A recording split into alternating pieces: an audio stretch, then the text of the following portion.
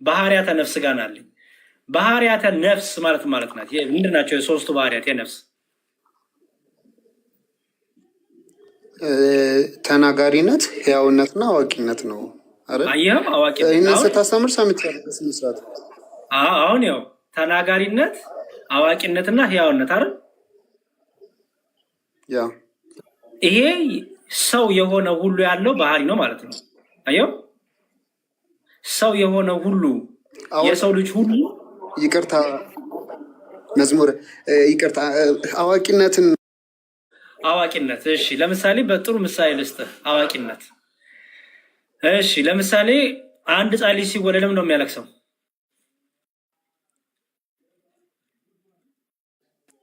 ባዮሎጂካሊ እንደው ከሆነ በራሱ መተንፈስ አይችልም ነበርና በእናቱ ማህፀን እያለ መተንፈስ አይችልም ነበር። ሲወጣ ሳምባው ስራ መስራት እንዲጀምር ያለቅሳል። እንደዛ ነው የማውቀው ምክንያቱ። ኦኬ። የአንድ ሕፃን ልጅ ሲወለድ አይምሮ በአይኑ እያየ በአይኑ እያስተዋለ አይምሮ ወይም ነፍሱ ወይም ያቺ አዋቂነቷ ነገሮችን ሪላይዝ ማድረግ ነፍስ አዋቂነቷ አለ ወይስ የለም?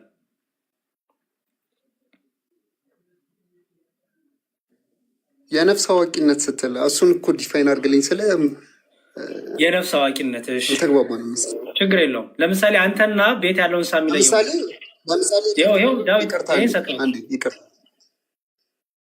ይቅርታ፣ አሁን ለምሳሌ ህያውነትን ዲፋይን አድርግልኝ ብትለኝ ማለት ነው። ዳዊት ይስማኛል እንጂ ውሻ እናንተን የሚለያችሁ ምንድን ነው? ኤሴንሳችን ቅድም ብለኝ ነበር። ኤሴንሳችን ነው ማለት ተፈጥሯችን።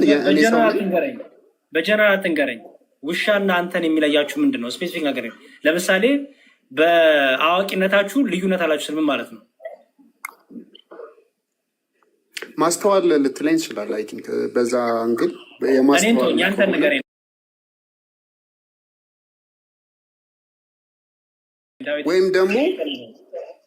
ወይም ደግሞ ህገ ልቦና ልበል። ህገ ልቦና ውስጥ ሊኖር ይችላል። እኔ ለማገናዘብ ማለት ነው። እሺ፣ እሱ ማለት አሁን ለምሳሌ ልዩነቱ ላስረዳ። አንተ እስትንፋስና ህይወት አግኝተው ከአምላክ ክፍ ተብሎብህ ነው አይደል? አዎ። ያ እስትንፋስ ከአምላክ ክፍ ተብሎብህ ያገኘው ነፍስ እስትንፋስ ምን አለው በባህሪው? አዋቂ ነው፣ ተናጋሪ ነው፣ ህያው ነው አይደል? ይሄን አዋቂነትና ተናጋሪነት ህያውነት ያገኘችው ከምን አንጻር ነው? እግዚአብሔር እፍ ያለባት ነፍስ ስለሆነች አይደል? ልክ ነው። ግን አዋቂነት ነው አሁን ግራ የሚያጋባኝ። ለምን መሰለህ? ለምሳሌ ትንሽ እኔ ህያውነትን እንዴት እንደምረዳው ልንገርህ። ህያውነት ማለት የእንስሳት አሁን ለምሳሌ ደመ ነፍስን ያላቸው ልክ ሲሞቱ ይጠፋሉ። የእኛ ግን የአምላክ እስትንፋስ እፍ ስለተባለብን ህያው ነች ነፍሳችን፣ ልትጠፋ አትችልም። አሁን ለምሳሌ ስንሞት ወይ ወደ ቅጣት ወደ ገሃነም እንወርዳለን፣ ወይም ደግሞ በጌታችን በተስፋ ቃሉ ከኖርን መንግስቱን ልንኖር እንችላለን። ያንን ነው ተስፋ አድርገን ክርስቲያን የሆነው። ህያውነት ማለት ያ ነው፣ ህያው መሆናችን፣ ነፍሳችን ማትጠፋ መሆኗ ማለት ነው። ልክ እንደዛው አዋቂነትን የምናደርገው እኮ እግዚአብሔር እፍ ሲልብን ህያውነት ብቻ ነው ያገኘ ነው።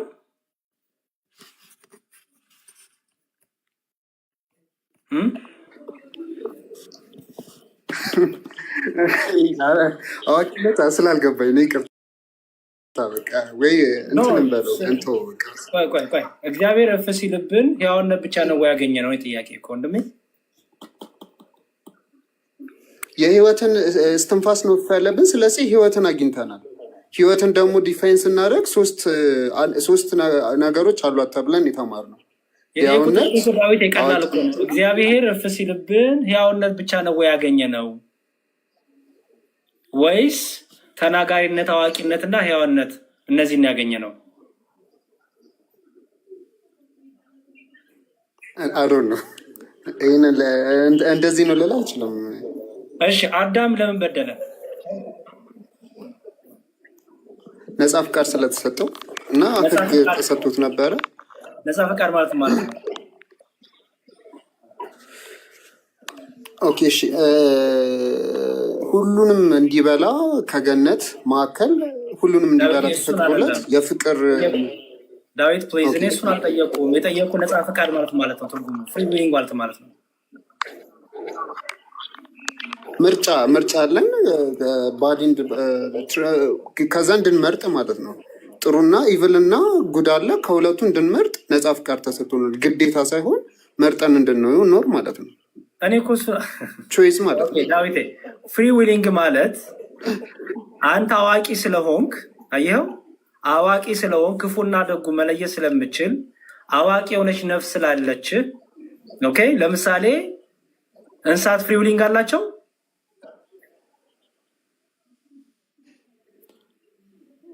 ፍሪ ዊል የላቸውም አይደለ? የላቸውም። አንተ ፍሪ ዊሊንግ አለ። ፍሪ ዊሊንጉ የመጣው ከምን አንጻር ነው? እኛ እንስሳት ፍሪ ዊሊንግ የላቸውም። አንተ ግን ፍሪ ዊሊንግ አለ። ለምን ሆነ? ያ ፍሪ ዊሊንግ የሚለው ውስጥ እውቀትን አታይም? አዋቂነትን አታይም? መለየትን አታይም? ያ ግን የአዳምን ስታመጣብኝ ዕፀ በለሱን ሲበሉ አይናቸው የተከፈተው እሱ አይናቸው የእውቀት እሱ ነገር ቃል በቃል ነው የምትረዳው። ኦኬ ለምሳሌ ራቁታቸውን ሆኖ ሲል ምን ማለቱ ይመስልሃል? ከዚህ በፊት እንደተማርኩት ወይም እንደሰማሁት ከሆነ ምንድን ነው ኢቨን በምሳሌ ሲያወሩ ምን ሰምቻለሁ፣ ጥፍራችን አይነት ከቨር ነበራቸው። ከዛ በኋላ ያኛው ጸጋ በጸጋ ማለት አይናቸው ራቁታቸውን ሆኑ ስትለኝ ነው እኮ ምን ማለት ነው? ከእግዚአብሔር ተለዩ ማለት ነው። ጸጋ ራቃቸው ማለት ባጭሩ በቃ ጸጋ እግዚአብሔር ራቃቸው። አየው ጸጋ እግዚአብሔር ራቃቸው ማለት ነው። ኦኬ የሁለቱም አይኖች ተከፈቱ ሲል ስለውም ማለት ነው። አይናቸው አልተከፈተም ማለት ነው። ክፉና ደጉ እንዲለዩ ሆኑ ነው አይደል? ክፉና ደጉማ የሚለይ ስለሆነ እኮ ነፃ ፍቃድ የተሰጠው። ኦልሬዲ እኮ ክፉና ደጉን የሚለይ ነው። ምክንያቱም ክፉና ደጉን ይቅርታ እንትን ላይ ምዕራፍ 3 ላይ ቃል በቃል ስለማላስታውስ ነው ከእኛ እንዳንዱ ሆነ ከሚለው በላይ ምን ማለት ነው? ከእኛ እንዳንዱ ሆነ ከሚለው በላይ ክፉና ደጉን ለማወቅ የሚለው ከእሷ ቃል ክፉና ደጉን ለማወቅ ከእኛ እንዳንዱ ሆነ ይላል እኮ። ምን ማለት ነው? አንተ እንዴት ተረዳኸው? ቃል በቃል የተረጎምከው ወስደህ ክፉና ደግ አያውቅም ነበር እያልክ ነው? እንደዛ የተረዳኸው? ከዚህ በፊትም ሲያስተምሩ እንደሰማሁት እንዴት ነው መሰለ፣ በእግዚአብሔር ፍቃድ ነበር የሚኖሩት ገነት ነው። ዳዊት እንደዚህ ነው። የመጀመሪያው የምመክርህ ነገር ይኸውልህ፣ የትርጓሜ መጽሐፍ አንብብ፣ በራስህ እንዳትተረጉም።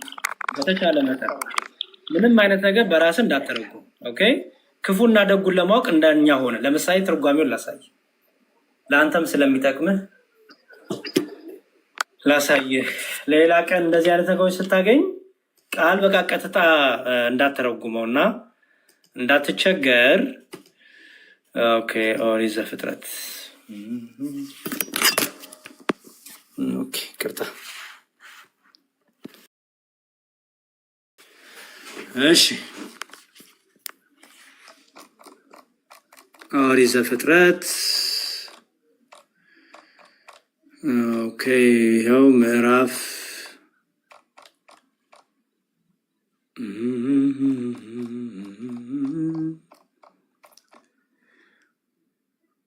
እሺ ጉባኤና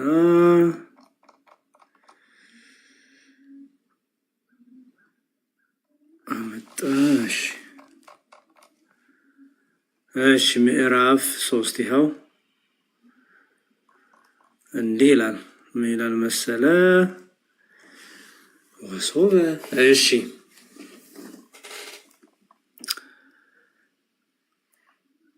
እዚህ ጋር ይኸው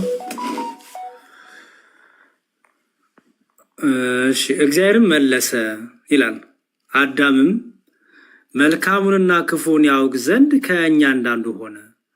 አሁንም አዳም እጁን ከፍ እንዳያደርግ ከዕፀ ሕይወትም አምጥቶ በልቶ ለዘላለም በሕይወት ይሆናል ብሎ አውፃ ብሎ እሰር አዳም ያው አንድም አዳም ስጋ የባህሪ እውቀትን ያውቅ ዘንድ አየው ያው አንድም አዳም ስጋ የባህሪ እውቀትን ያውቅ ዘንድ ከእኛ አንዱን ወልድን ሆነ። በምልዕልተ መስቀል እጁን ዘርግቶ ተሰቅሎ መከራ መስቀል ተቀብሎ የሃዩ በትንሣኤ ወይም የሃዩ ምእመናን በዘላለም ሕይወት ይኖራል። አንድም አዳም ምእመናን ከኛ ተወልዶ ከሆነ ከማሃዱ በልጅነት ለእኛ አካል ብልት ሆነ። ወይዜን ያሁንም እደ ልቦናውን ከፍ አድርጎ ንስሐ ገብቶ ስጋ ደሙን ተቀብሎ ለዘላለም ሕያው ይኖራል። ከዚህም በኋላ እግዚአብሔር አዳምን ተድላ ደስታ ካለበት ከገነት አስወጣው ይላል። እግዚአብሔርም እንዲህም አለ፣ አዳም መልካምና ክፉን ለይቶ ያውቅ ዘንድ ከእኛ እንዳንዱ ሆነ አለ። ወይም እኮ ዛሬም እጁን ከፍ አድርጎ ከዕፀ ሕይወት በልቶ በሕይወት ይኖር ይሆናል አለ። ወአጽኦ ማንሻ አንድም ወይቤ እግዚአብሔር ብለ መልስ አንድም መልካሙን ክፉን ያውቅ ዘንድ ከእኛ እንዳንዱ ሆነ። አየህ በምን እንዳስቀምጠው ከእኛ እንዳንዱ ሆነ መልካሙና ክፉን ሲል ይላል። ዛሬም እጁን ከፍ ከፍ አድርጎ ከዕፀ ሕይወት በልቶ በሕይወት ይኖር ይሆናል አለ። ክፉና በትዚል እንደሆነ በገነት እግዚአብሔር ክፉን ያችን የክፋትን ዛፍና ደግሞ የሕይወትን ዛፍ ፈጥሮ ነበር አይደለ? ትዝ ይላል ዳዊት። በገነት መካከል ያለችው የዛፍ አሁን ይኸውልህ አዳም ትልቁ የበላበት ምክንያት አምላክነትን ፈልጎ አይደለ?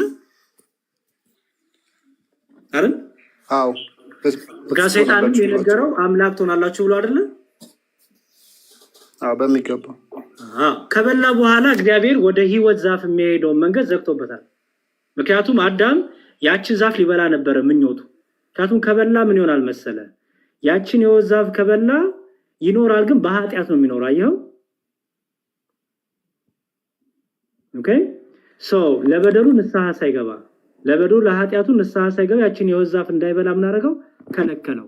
ክፉና ደጉን ያውቅ መልካሙን የተባለውን ዛፍና ክፉን ለይቶ ያውቅ ዘንድ ከእኛ እንዳንዱ ሆነ አለ። አየኸው? ስለዚህ አዳም አያውቅም ለማለት አይደለም። አንድም ወደ ባህሪው ክፋትን አገባ ነው። ንጹሕ ሆኖ ቅዱስ ሆኖ ተፈጥሮ የነበረው አዳም ወደ ባህሪው ምን አደረገ ነው? ውድቀትን አመጣ ነው። ክፉን አመጣ ነው። ሁለተኛው ደግሞ የክርስቶስን ሰው መሆንም ያመጣል። እንዳየኸው አይደለ? አይደል? የክርስቶስን ሰው መሆን ያመጣል። ሶስተኛው ደግሞ በገነት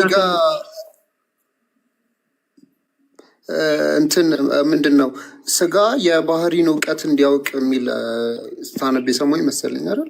እሱ ምን መሰለህ? ሰው ሁለት ይኸውልህ አዳም ሲበላ ወደ ባህሪው ምን አምጧል? አዲስን ሞት አምጧል። አዲስን እውቀት አምጧል። ያ እውቀት ምን ይባላል? ሞት አይደለ?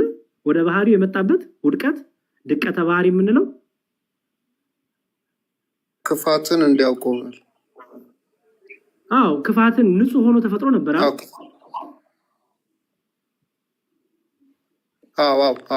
ያ ንጹሕ ሆኖ የተፈጠረው አዳም ግን ክፋትን አልሰራትም ነበር ገና አይደለ? በሚገባው አልሰራም ነበር። ግን ደግሞ ክፋትን ደግሞ ከሰራ እንደሚሞት እውቀት አለው ወይስ የለውም? ነግሮት ነበር። የሙት ሞትን ትሞታለህ ብሎ ነግሮት ነበር። ክፋትን ከሰራ እንደሚሞት ነው። ስለዚህ እውቀት አለው አዳም አይደል?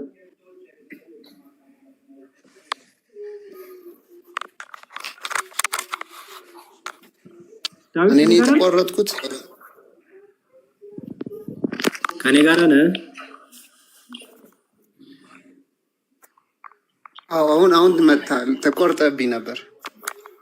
እሺ አዳም ክፉና ደጉን ነገር ያውቃል፣ ክፉንም ነገር ያውቃል። አያውቅም? በእውቀት ያውቃል አይደል?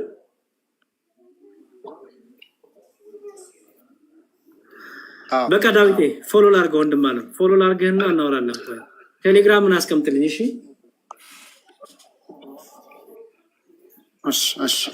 አንድ ጥያቄ ብቻ ልጠይቅ። አይ ቆይ እንደዚህ በእንትን እናድርገው። ምክንያቱም ማዳማት ካልቻለንማ ዋጋ የለውም። በፎሎ አድርጌሃለሁ። ቴሌግራምን አስቀምጥልኝና አውራለሁ። በቴሌግራም እያስቀመጥ በቮይስ በደንብ እየተዳመጠ እንደዚያ ይሻላል። እሺ እንደዛ አይነት ጊዜ ማካኝን ደስ ይለኛል። ችግር ቢዚ ትሆናለህ ብዬ ነው። አመቻችላለሁ። ችግር የለውም። እግዚአብሔር ያክብር። አሜን አሜን። እግዚአብሔር ያክብርልኝ። አሜን አሜን አሜን። እሺ እሺ እሺ። ያው እዚህ ላላችሁ ክርስቲያኖች ግልጽ ነው አይደለ? ግልጽ ነው። ክፉና ደጉን ለማወቅ ሲል ያው እዚህ ጋር በደንብ አንድ ተብራራዋል። አንደኛው አዳም አስቀድሞ ክፉና ደጉን አያውቅም አይደለም፣ ያውቃል እኮ ምክንያቱም ብትበላ ትሞታለህ ተብሏል። ስለዚህ አዳም ለእንስሳቶች እንኳን ስም ያወጣ እኮ ነው። ለእንስሳቶች ሁሉ ስም ያወጣ ነው። መልካም የእግዚአብሔር የፈጠረውን ፍጥረት ሁሉ እኮ በአዳም ፊት እያሳለፈ ስም ያወጣ ነው እኮ። መልካሙንም ክፉንም ያውቃል። እግዚአብሔር ደግሞ ነግሮታል። ወደ መልካም ዛፍ የምትወስደው መንገድ አለች፣ ወደ ክፉ ዛፍ እንዳትሄድ ተብሏል፣ እንዳበላ ተብሏል። ማወቅም ያውቃል። ግን አይኖቹ ተከፈተ ሲባል ክፉና ደጉን አወቀ ሲባል አዲስ እውቀት መጣ ሳይሆን ወይም ያልነበረው ነገር መጣ ሳይሆን ንጹሕ ባህር የነበረው ቅዱስ ሆኖ የተፈጥሮ የነበረው ወደ ባህሪው ወደ ሰውነቱ ወደ አይምሮ ወደ ነፍሱም ወደ ስጋውም ክፋትን አገባ። ድቀተ ባህሪ መጣበት። ከእግዚአብሔር ተለየ፣ ራቁቱን ሆነ፣ ፈሪ ሆነ።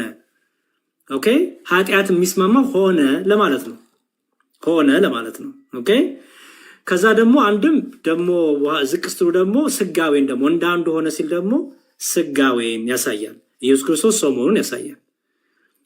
ሰው ትርጓሜ ማንበብ ነው። በጣም ቀላል ነው። ትርጓሜ እያነበባችሁ በተለይ ከራስ ትርጉም ይጠብቃችኋል። ትርጓሜ ማንበብ የግላችሁን ሀሳብ የግላችን ትርጉም እንዳንሰጥ በጣም ይጠቅማል።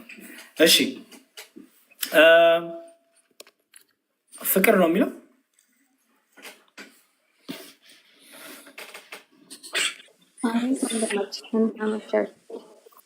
እግዚአብሔር ይመስገን።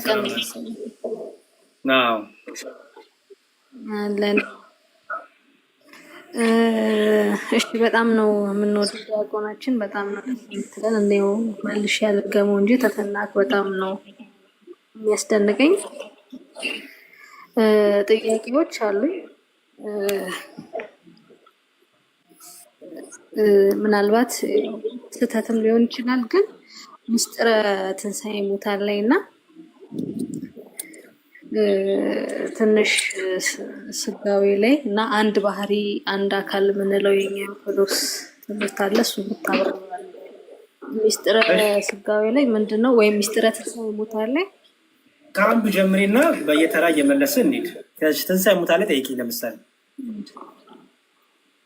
ምስጢረ ትንሣኤ ሙታን ላይ ኢየሱስ ክርስቶስ ወደ መቃብር በወረደ ጊዜ ባረፈ ጊዜ አምላካችን በራሱ ሞትን ድል አድርጎ የተነሳው ማለትም የሚል ነገር አለ አይደለ? አልተሳሳት። በራሱ ብቻ ሳይሆን በአባቱም በመንፈስ ቅዱስም ለአብ አስነሳው ተብሎ ተነግሯል። መንፈስ ቅዱስም አስነሳው፣ የእግዚአብሔር መንፈስ አስነሳው ተብሎ ተጽፏል። ራሱን ደግሞ ይህን መቅደስ አፍርሱት እኔ ራሴ እሰራዋለሁ ብሏል። ስለዚህ ክርስቶስ ተነሳ ስንል በአባቱን ፍቃድ፣ በራሱን ፍቃድ፣ በመንፈስ ቅዱስን ፍቃድ። ምክንያቱም ያቺ ፍቃዳችን ስልጣን አንዲት ናት። የአብም የወልድ መንፈስ ቅዱስም ስልጣን ፍቃድ አንዲት ናት። ስለዚህ አብ አስነሳው ተብሎ ተጽፏል፣ መንፈስ ቅዱስም አስነሳው ተብሎ ተጽፏል። ራሱ ወልድም እኔ ራሴ አስነሳ ተብሎ ተጽፏል። ምክንያቱም አንዲት ስልጣን አንዲት ፍቃድ ስላለች። ስለዚህ በዛ መልኩ መጽሐፍ ቅዱስ በሶስትም ይሰጣል። እሺ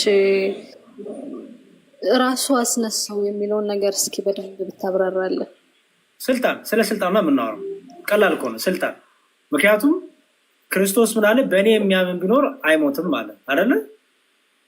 ትዝ ይልሽ እንደሆነ ወደ መቅደስ ወሰዳቸውና ይሄን መቅደስ አፍርሱት እኔ በሶስተኛው ቀን እሰራዋለሁ አስነሳዋለሁ አለ አይደል?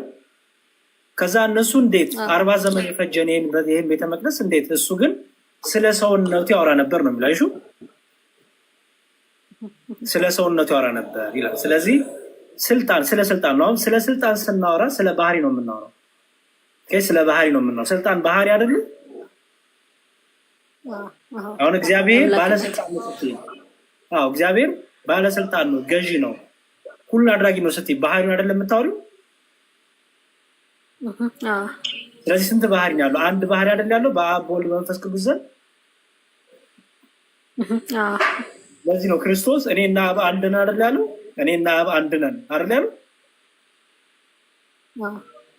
እኔና አብ አንድ ነን በሚለው ንግግር ውስጥ የምን አንድነት ነው ያለው? አንድነት ሲል በምንድን ነው?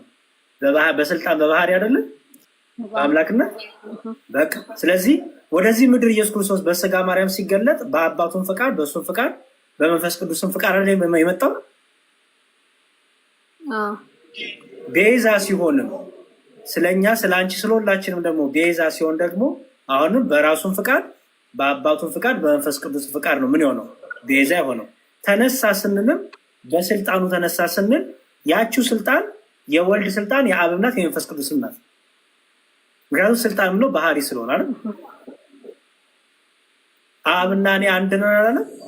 የእኔ የሆነ ሁሉ የአብ ነው፣ የአብም የሆነ ሁሉ የኔ ነው አላለም?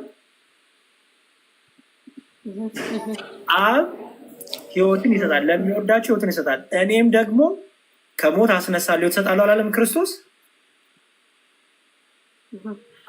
በቃ ሰው ስልጣን ስንል ያቺ አንዲት ስልጣን በባህሪ በአገዛዝ በስልጣን በእውቀት በፈቃድ በስላሴ ዘንድ አንዲት ናት። ያቺው አንዲት ስልጣን ያቺው አንዲት ፈቃድ የአብም ናት፣ የወልድ ናት፣ የመንፈስ ቅዱስ ለሶስቱም ትነገራለች። ለምሳሌ ማን ፈጠረ ስንል መልሳችን ማን ነው? ስላሴ አይደለም ነው? ስላሴ አብ ወልድ መንፈስ። ምክንያቱም እግዚአብሔርም ማለት እንፍጠር አይደለም የሚለው እንፍጠር። አሁን እንፍጠር እግዚአብሔር መፍጠርን ለመላእክት ይሰጣል ያጋራል? አይገባም። ፈጣሪ እሱ ብቻ ነው። በባህሪው ፈጣሪ እሱ ብቻ አይደል? ምክንያቱም ስለ ባህሪ ስለምናወራ አየሽ። ስለዚህ ማን ፈጠራችሁ ስንል አብ ወልድ መንፈስ ቅዱስ እናለን። ለምን? ይቺ መፍጠር የምትባለው ስልጣን የአብም የወልድ መንፈስ ቅዱስ ስለሆነች ማለት ነው። ስለዚህ አንድ ፍቃድ፣ አንድ እውቀት፣ አንዲት ስልጣን፣ አንዲት አገዛዝ፣ አንዲት መንግስት በስላሴ ዘንድ ያለች ሆነ እናምናለን። ስለዚህ ክርስቶስ በስልጣኑ ተነሳ ስንል ያችኑ ስልጣኑን የመለኮትነቱን አምላክነቱን እሱን ሁሉ እያወራን ነው።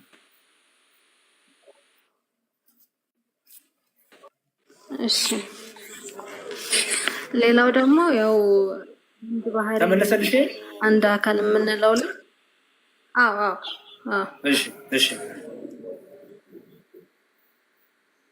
አንድ ባህሪ አንድ አካል ስንል ኢየሱስ ክርስቶስ በተዋህዶ ነው አንድ የሆነው ብለን እናምናለን እና መስቀል ላይ ለሰራልን ለቤዛነቱ የትኛው ነው እንትን ያለልን ማለት ባለፈው የሆኑ አባት ሲያስተምሩን ሲደማ ስጋነቱ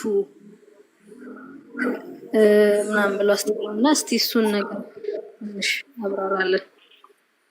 አንድ አባት ሲያስተምሩን የሚለውን ነገር በደንብ አድርገሽ ትምህርቶችን በደንብ አድርገሽ እስከ መጨረሻው ሀሳቦቹን ልትረጂ ይገባል። በቤተክርስቲያናችን ማንም አባት ቢሆን ስጋና መለኮት ያለ አይከፋፍልም። ማንም አባት እርግጠኛ ነኝ የምነግርሽ፣ ኦርቶዶክሳዊ የሆነ አባት ሁለት ባህሪ ሁለት አካል ብሎ አያምንም። ለምሳሌ ክርስቶስ ሞተ ቢል በስጋው ብሎ ይነግርሻል እንጂ ስጋው ብሎ ለይቶ አይነግርሽም።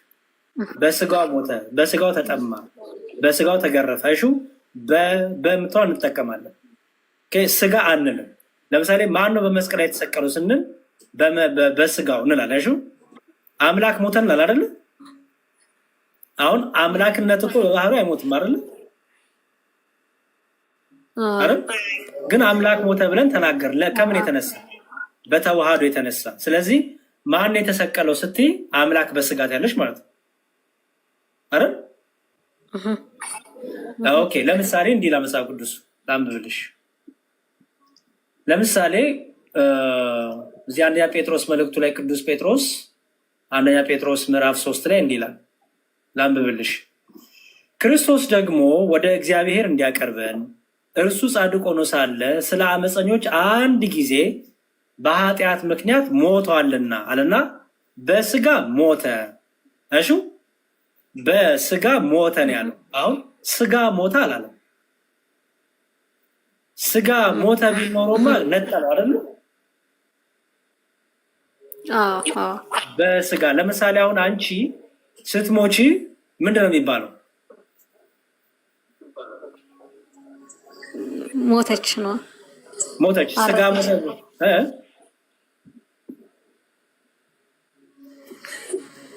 ያው ሞት በስጋዋ አረፈች። አንቺ ሰው ብቻ ነሽ አይደል?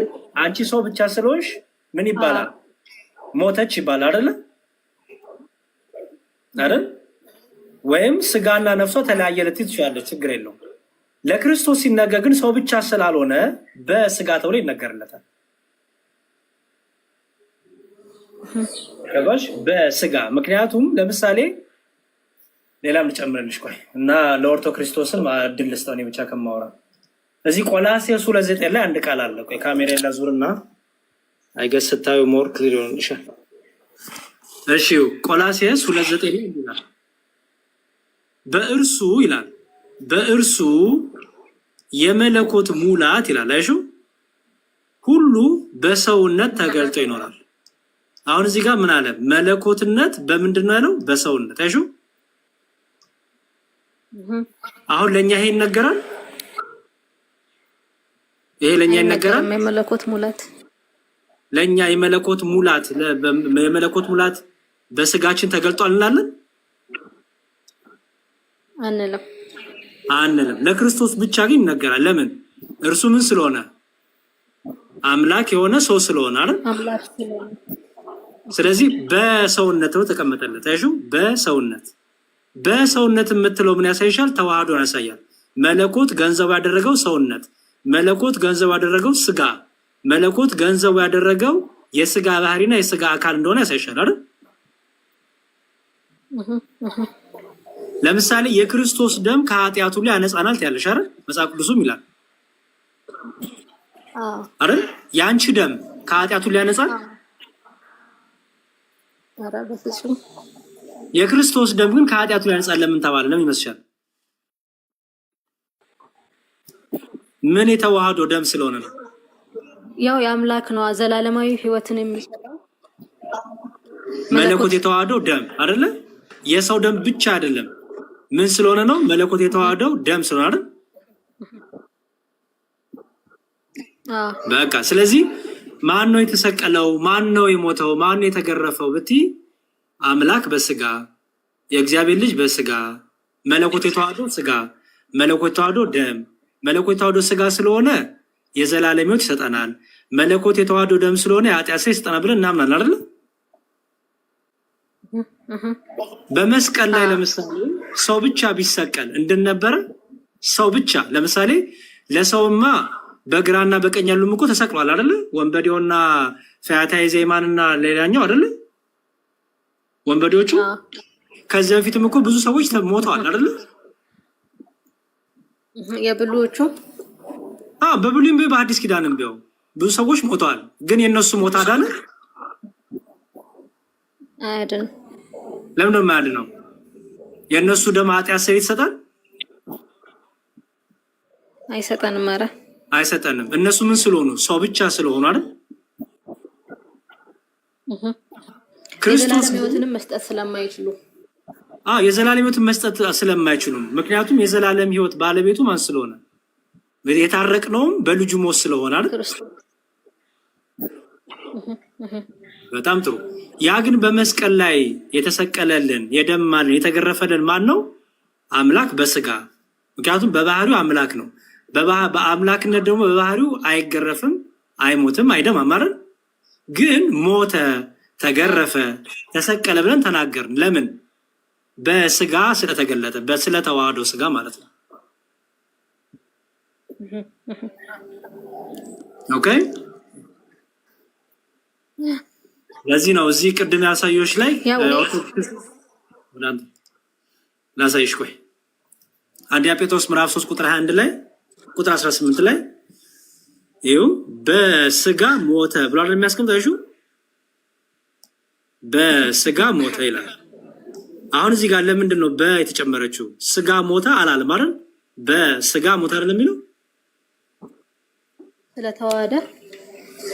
በቃ ያ በተዋሃደው ስጋ ሞተ ተብሎ ለስጋ የሚነገረው ለአምላክነት ባህሪ ተነገረ። ለአምላክነት ባህሪ የሚነገረው ለስጋ ደግሞ ተነገረ ማለት ነው።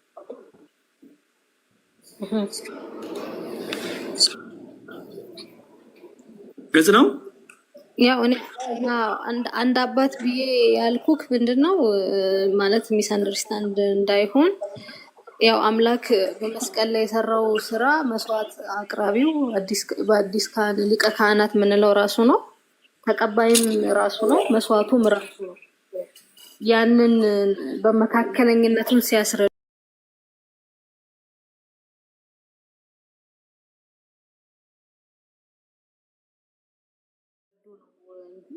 ሌላው እንትን ሆኖ አይደለም ማለት መካከለኛ ያለ ፍጹም አምላክ መሆኑን ማለት ነው ባጭሩ። ፍቅር ፍጹም ሰው ፍጹም አምላክ መካከለኛ ነው ስንል ፍጹም ሰው ፍጹም አምላክ እንደ ሰው እኛን የመሰለ እኛን የወከለ ምትካችን የሆነ ኦኬ፣ እንደ አምላክነቱ ደግሞ የአምላክ ልጅ የሆነ የእግዚአብሔር ልጅ የሆነ እግዚአብሔር የሆነ ማለት ነው። ስለዚህ መካከለኛ ነው ስንል እዚህ ጢሞቴዎስ ላይ ያለው መካከለኛ ነው ሲል እንዲያው አማላጅ ነው ምናምን በሚለው እንደ ፕሮቴስታንቱ አይደለም። መካከለኛ ነው የሚለው ፍጹም አምላክ ፍጹም ሰው የሆነ አንድ እግዚአብሔር አለ አይደለም የሚለው አንድ እግዚአብሔር አለ።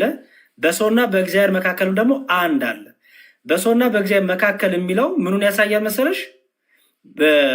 እንደኛ ሰው የሆነ ምትክ የሆነ ማለት ቤዛነቱን ያሳያል። ኦኬ፣ እንደ አምላክነቱ ደግሞ ከአባቱ ጋር እኩል የሆነ እሱም ደግሞ አንድ ነው። በቃ ከተዋህዶ በኋላ ሁለት ባህሪ የለም። ቃል ስጋ ከሆነ በኋላ ይሄ ለስጋ ይሄ ለመለኮት አትካፈሽ አትናገሪም። በቃ አንድ አለ። እርሱም ማን ነው? ኢየሱስ ክርስቶስ ነው። ፍጹም አምላክ ፍጹም ሰው መካከለኝነቱ አስታራቂ ስንል ታራቂ መሆኑንም ራሱ እየተናገርን ነው። ለምሳሌ ኢየሱስ ክርስቶስ የሚምር ሊቀ ካህን ይባላል አይደለ? ፍቅር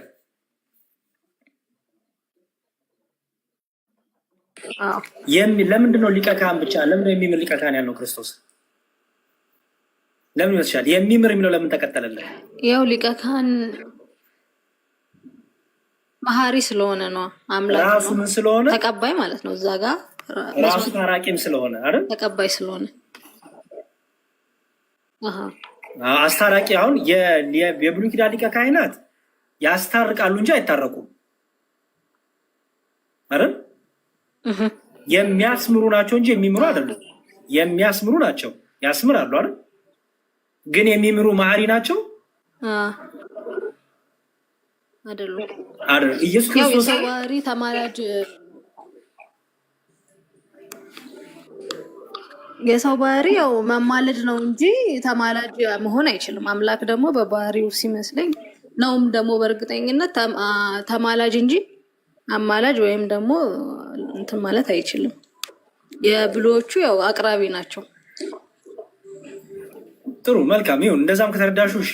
ግን መሰለሽ ዋናው ፖይንት ኢየሱስ ክርስቶስ የሚምር ሊቀ ካህን ነው። የሚምር ሊቀ ካህን የተባለበት ያለ ምንድን ነው? አምላክ የነበረው ሰው ስለሆነ አይደለ? መካከለኛ ስለሆነ መካከለኝነቱ የብሉይ ኪዳን ሊቀ ካህናት መካከለኛ ቢሆኑ ዋን ዌይ ብቻ ናቸው። ዋን ዌይ ማለት ነው ሊያስምሩ ብቻ ነው መካከለኝነታቸው አይደል? ምክንያቱም ሰው ብቻ ናቸው። ኢየሱስ ክርስቶስ ግን ፍጹም ሰው ፍጹም አምላክ ስለሆነ በተዋህዶ የከበረ ራሱ እግዚአብሔር የእግዚአብሔር ልጅ ስለሆነ ታራቂም ነው አስታራቂም ነው። ስለዚህ ምን ተባለ? የሚምር ሊቀ ካህን ተባለ። በገዛ ደሙ ይቅር አለን፣ ደግሞ በገዛ ደሙ ማስታረቀ። ራሱም ታራቂ ነው፣ ራሱን ደግሞ አስታራቂ ነው። ራሱ መስዋዕት አሳራጊ ነው፣ ራሱ መስዋዕት ነው፣ ራሱ መስዋዕት ተቀባይ ነው ማለት ነው።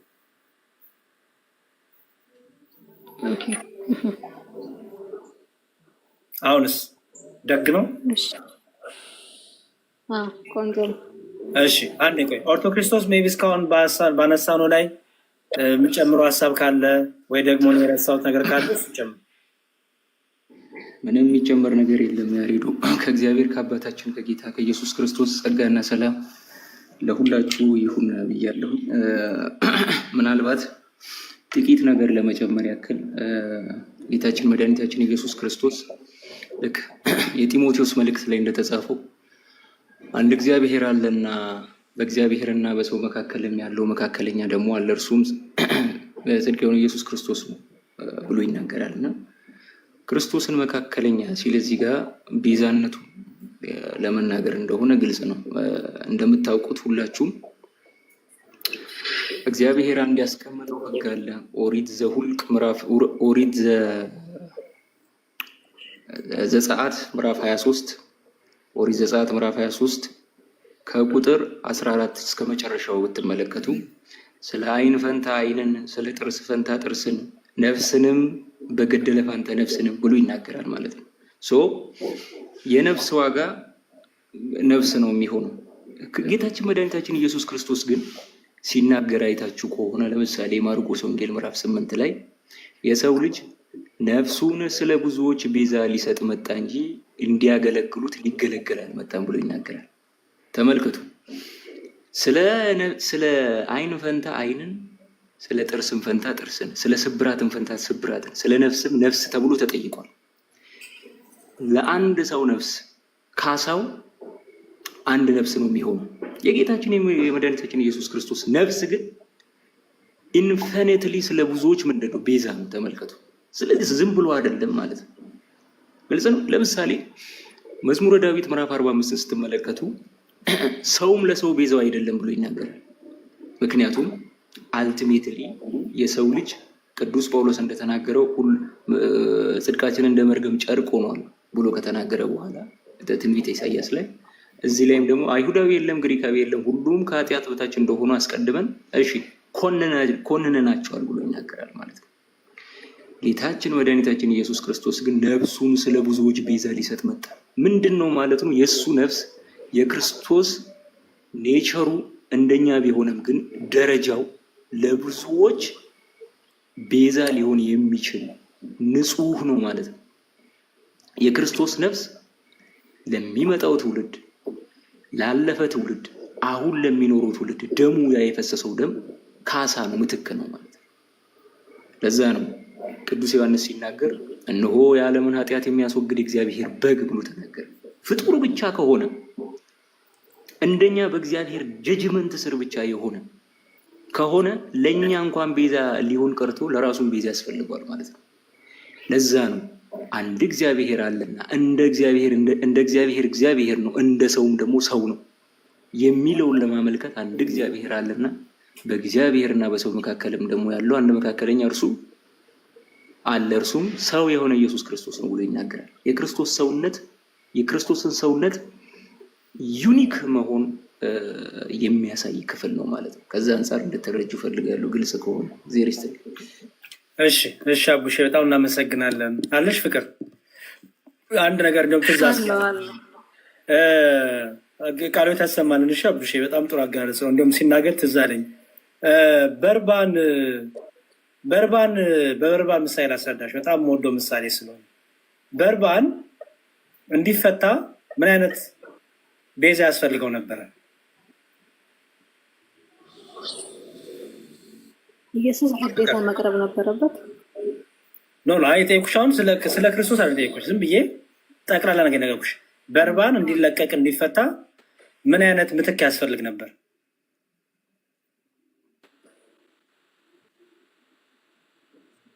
ተመሳሳይ ልክ አሁን ቅድም ወንድማችን እንዳለው በጥርስ ፈንታ ጥርስ ፈንታ እንዳለው ተመሳሳይ የሆነ ተመሳሳይ ከሆነማ አይመጣም። ምክንያቱም በርባን ኃጢአተኛ ነው፣ በርባን ወንጀለኛ ነው። በወንጀለኛ ወንጀለኛ ትቀይራለሽ እንዴ? ኦኬ አይገባሽም። በርባን እንዲፈታ በርባን ነፃ እንዲወጣ አንድ ንጹህ ሰው ያስፈልግ ነበር ማለት ነው። ለምሳሌ አንቺ አንድ ሰው ታሰረ፣ ለሱ ዋስ ልትሆኝ የምትችይው አንቺ ከወንጀል ነፃ መሆን አለብሽ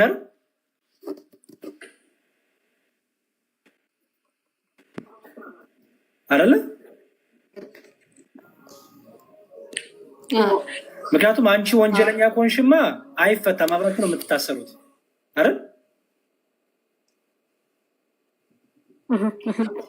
ምክንያቱም ወንጀል ካለብሽ እንዲሁም ጭራሽ እጅ ሰጠሽ ተብሎ ወደ እስር ቤት ትገቢያለሽ አይደል?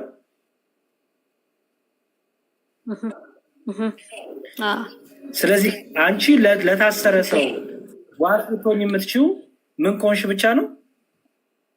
ንጹህ ከሆንሽ ብቻ። ወንጀል ከሌለብሽ ምን ትሆኛለሽ?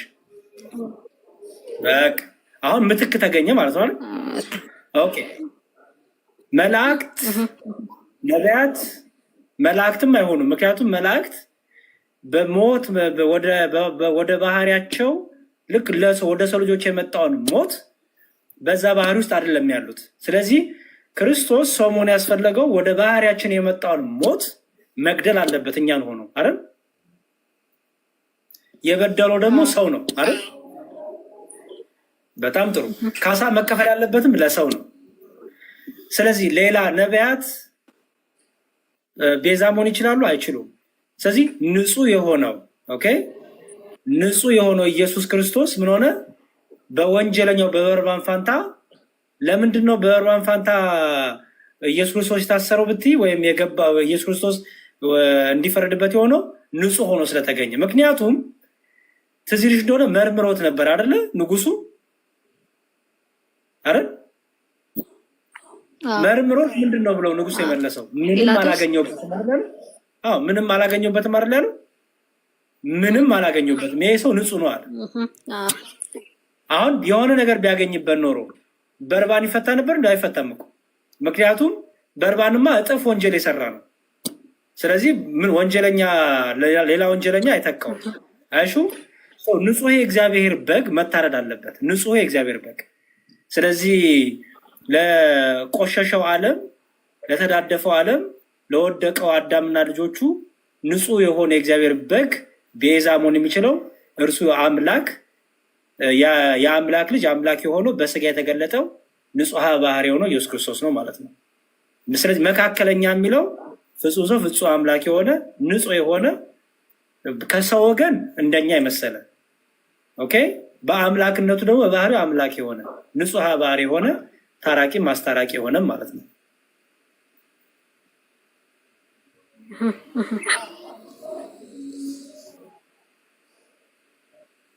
ይኸው ነው።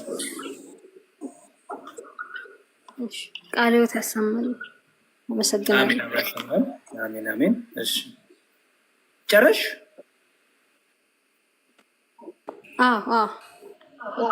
እሺ እሺ፣ ፍቅር እናመሰግናለን በጣም እግዚአብሔር ይስጥልን። እሺ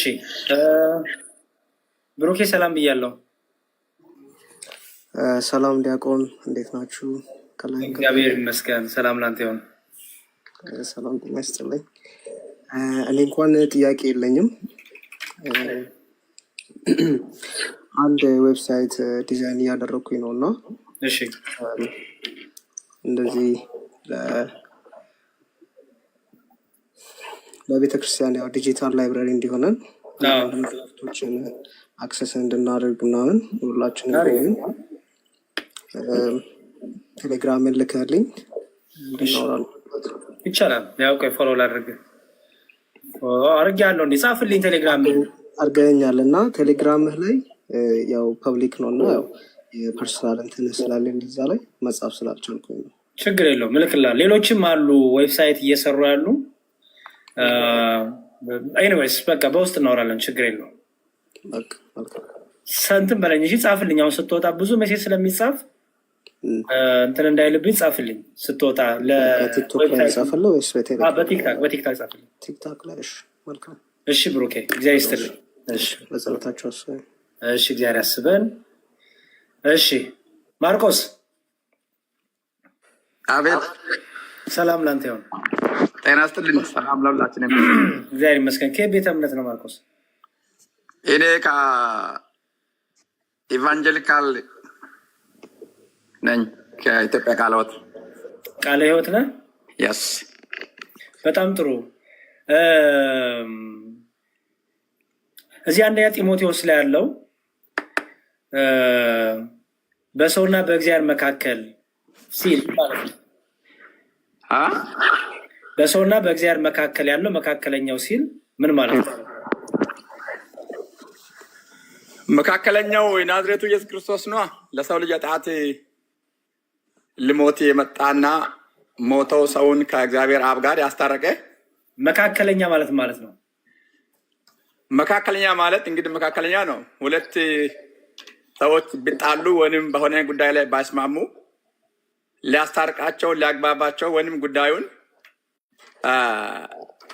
ሊያቃልል የሚችል ሰው ማለት ነው። መካከለኛ ማለት እንደዛው ትርጉሙ እንግዲህ እንደዛ ነው በእኔ መረዳት። ስለዚህ መካከለኛ የሚለው ሁሌም እሺ። ስለዚህ መካከለኛ ማለት ሁለቱን አብን እና የሰው ልጅ የሚያስማማ ማለት ነው።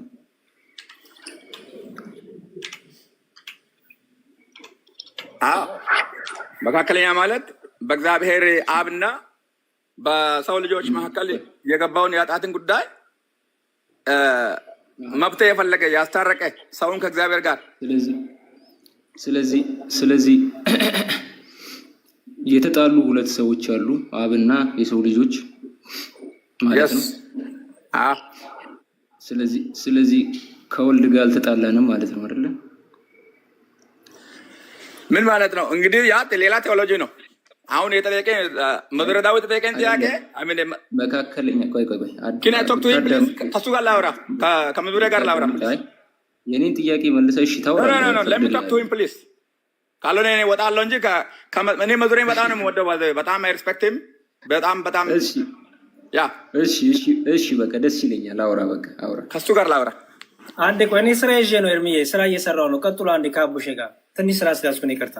ቀጥሎ በቃ እንደሱ ከሆነ ሌላ ጊዜ አንተ when you are free I will come back no problem yes አይ አውራ ለመሰለ አንዴ ስራ ይኸውልህ፣ ስራ እየሰራሁ ስለሆነ ወንድሜ ላሳይ። ችግር የለውም ስራ።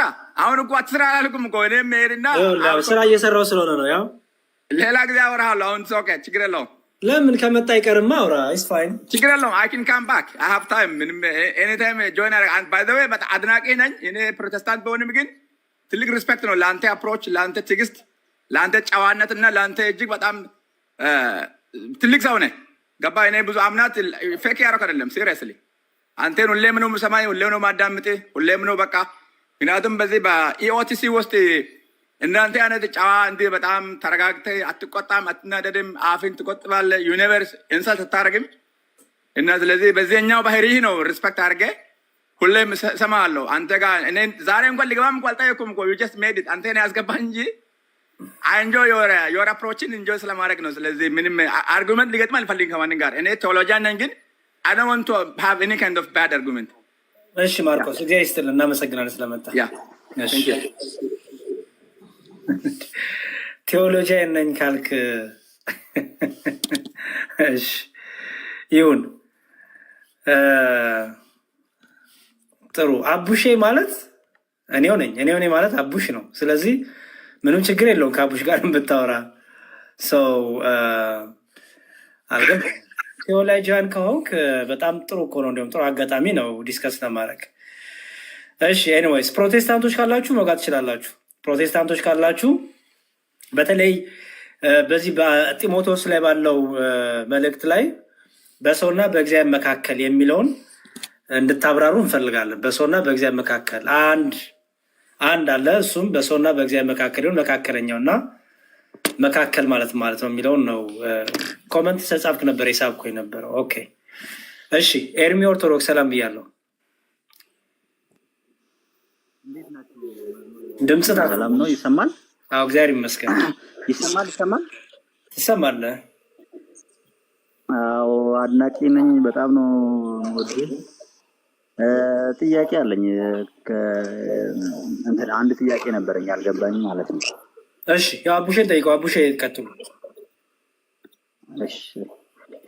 እሺ ኢየሱስ በምድር ላይ ያለ ኢየሱስ ወልድ ጋር የሆነው ሲባል አብ አብሮት አይደለም ማለት ነው? በምድር ላይ ያለ ግራ ይገበኛልና ሚስጥረ ስላሴ ላይ ግራ ይገበኛል። ለዛ ነው አንድ ነገር ላይ ድጋሚ ጥያቄህን አቡሼ እሺ ሞዴሬተር አለ እንዴ? አቡሼ የለኝም። ሪዶ ልቀባህ። ኦሆ ቆይ ቢመጡ ሌሎችም ወንድሞች እንድታስገባ እነ ዮባይ ምናምን ከመጡ እሺ በቃው ሹመናል። እሺ አመሰግናለሁ። ላስወጣ ቆይ እንትን ሞልቷል ለካ። አንተ ቀጥል እስከዛ። እሺ ምን አልክ ወዳጄ? ቀጥል እስኪ ጥያቄ። ኦኬ ምንድነው መሰለ ማን ነው የተዋሃደው ወይም ደግሞ ሰው የሆነ ወልድ ነው አይደለ የተዋሃደው እና በምድር ላይ ልዩ አካል ወልድ ነው። በምድር ላይ አካል ስንል ምን ማለታችን ነው? እሱ ነው አሁን ያልገባኝ። በምድር ላይ ኢየሱስ ክርስቶስ ሲመላለስ ሲያስተምር አብና መንፈስ ቅዱስ አብሮት አልነበሩም እዛ ስጋ ውስጥ ወይም ደግሞ ምድር ላይ እሱ ሲኖር አካሉ ነው ማለት ነው፣ ሰው ነው። ሌላ ወይ ሰማይ ላይ አብና መንፈስ ቅዱስ አሉ ማለት ነው ወይስ ምንድነው? አልገባኝም። ለዛ ነው። መልካም እሺ። አንድ ባህሪ ሶስት አካል ብለን እናምናለን። እንግዲህ የብዙዎች ኮንፊውዥን የሚጀምረው ሁለቱን ኮንፍሌት በማድረግ ወይም ደግሞ በማቀላቀል መረዳት ነው የሚሆነው። ገና ከጅምሩ ባህሪ ስንል ስቴት ኦፍ ኤግዚስተንስ ማለታችን ነው። ስቴት ኦፍ ኤግዚስተንስ ማለት የህላዌ ምንነት ማለት ነው። ምን ማለት ነው? ባህሪ ስንል አንድ ነገር ምንነቱ ምንድን ነው እያለ እየተናገርን ነው ማለት ነው። የሆነ ቁስ በእጅ ነካና ምንድን ነው ያ ነገር ብለህ ስትጠይቅ ስቴት ኦፍ ኤግዚስተንሱን ወይም ደግሞ ባህሪውን እየጠየክ ነው ማለት ነው። ስለዚህ በባህሪና በአካል መካከል ትልቅ የሆነ ልዩነት አለ። ምን አይነት ልዩነት? ባህሪ የሌለው አካል አለ፣ ባህሪ ያለው አካል ያለ፣ ባህሪ አንድ ባህሪ ሆኖ ሶስት አካል ያለው ነገር አለ። ለምሳሌ ዛፍ ብትወስድ፣ ድንጋይ ብትወስድ፣ የተለያዩ ነገሮችን ብትወስድ ባህሪ ናቸው እነዚህ ነገሮች ማለት። የድንጋይነት ባህሪ፣ የዛፍነት ባህሪ ብዙ ልትጠራ ትችላለህ። የእንስሳ ባህሪ ምናምን እያልክ መጥራት ትችላለህ። በምንም ተአምር ግን እነዚህ አሁን የዘረዘርኩልህን ነገሮች አካል የሚል ስያሜ አትሰጣቸውም። ዛፍ ስታገኝ ሰላም ነህ እንዴት ነህ አትለውም። አካል አይደለም፣ ማንነት የለውም ማለት ነው። ስለዚህ ባህሪና ማንነት መካከል ትልቅ ልዩነት አለ ማለት ነው። ባህሪ ያለው አካል አለ፣ ባህሪ የሌለው አካል አለ። ገና ከጅምሩ ባህሪና አካል ተመሳሳይ ነገር ከሆነ ማለት ነው እነዚህ አሁን የዘረዘርኩልህ አካል የሌላቸው ነገሮች አካል ሊኖራቸው ነው ማለት ነው።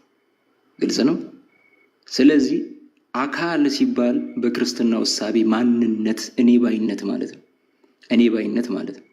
አንተ ሰው ነህ፣ የሰውነት ባህሪ ያለ። አንተ ግን ስም ማን ነው? ይቅርታ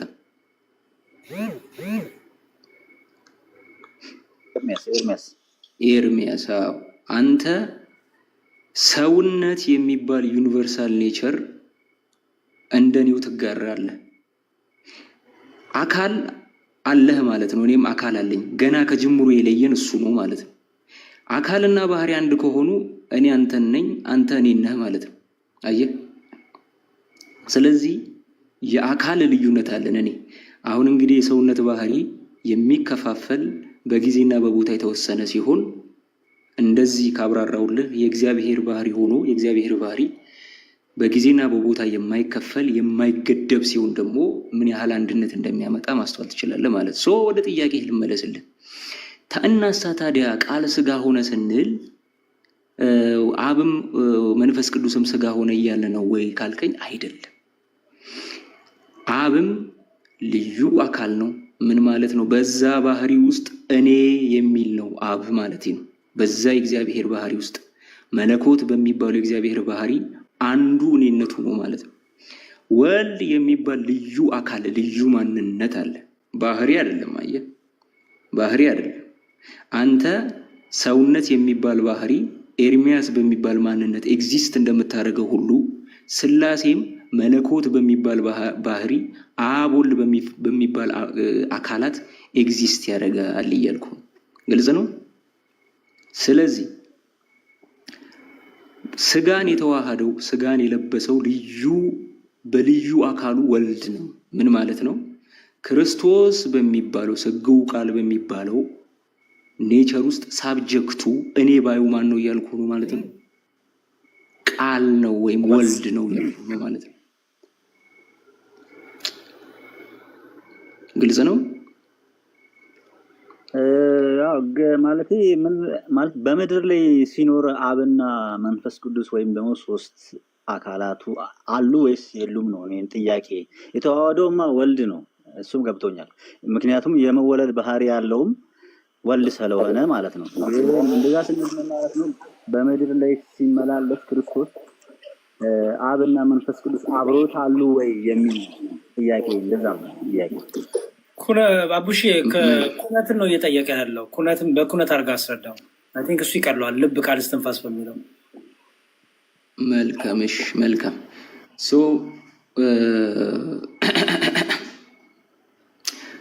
አብ ወልድ መንፈስ ቅዱስ ኩነታዊ ተገናዝቦ አላቸው። ማለትም ቃል ወይም ደግሞ ወልድ የምንለው ገና ከጅምሩ አብ ወልድ መንፈስ ቅዱስ የግንኙነት ስም ነው፣ የሪሌሽናል ተርም ነው። አብ ከወልድ ጋር ምን አይነት ግንኙነት አለው፣ ወልድስ ከመንፈስ ቅዱስ ጋር ምን አይነት ግንኙነት አለው የሚለውን ሪሌሽናል ተርም ነው። አብ ወላዲ ነው፣ እዛ አባት ይባላል። ወልድ ተወላዲ ነው፣ ልጅ ሰን።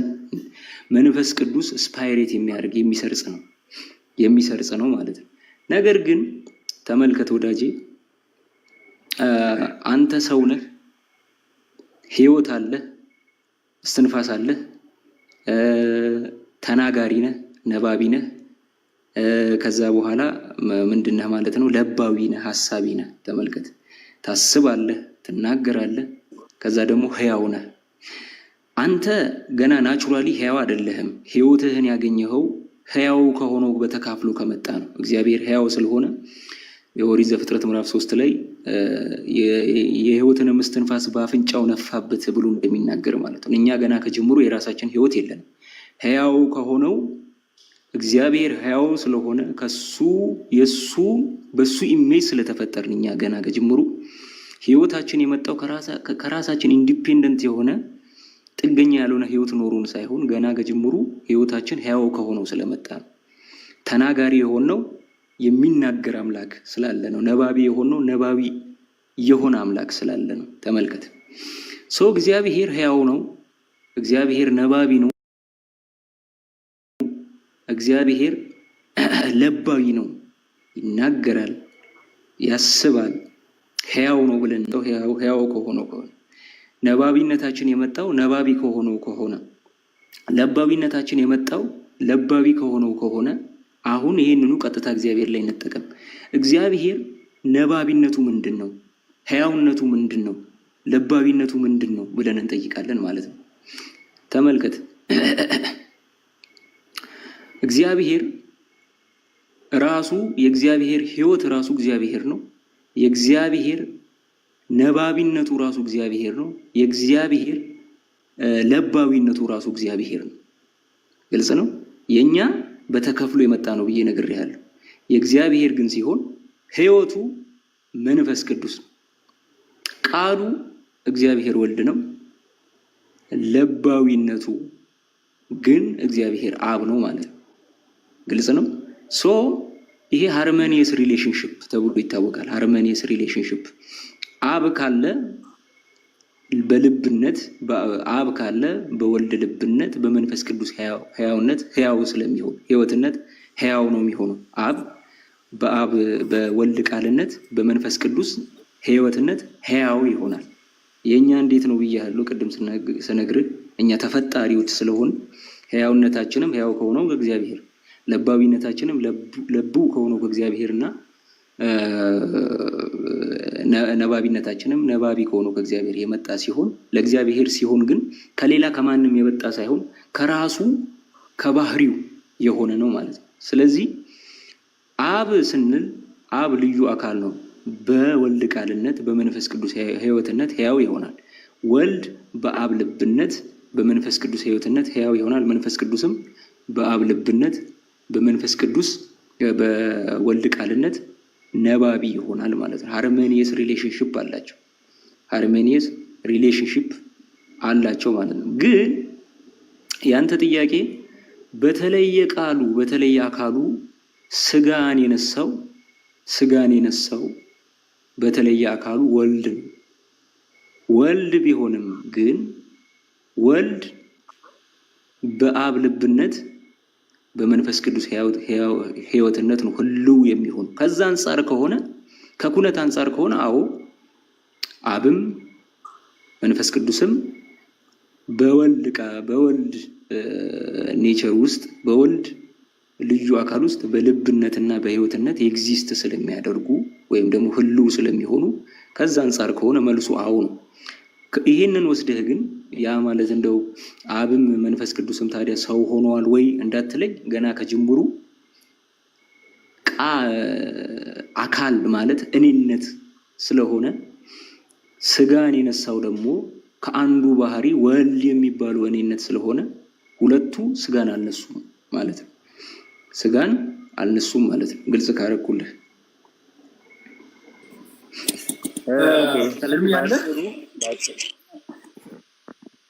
ኤርሚ አቤት አቤት ይሰማል። እሺ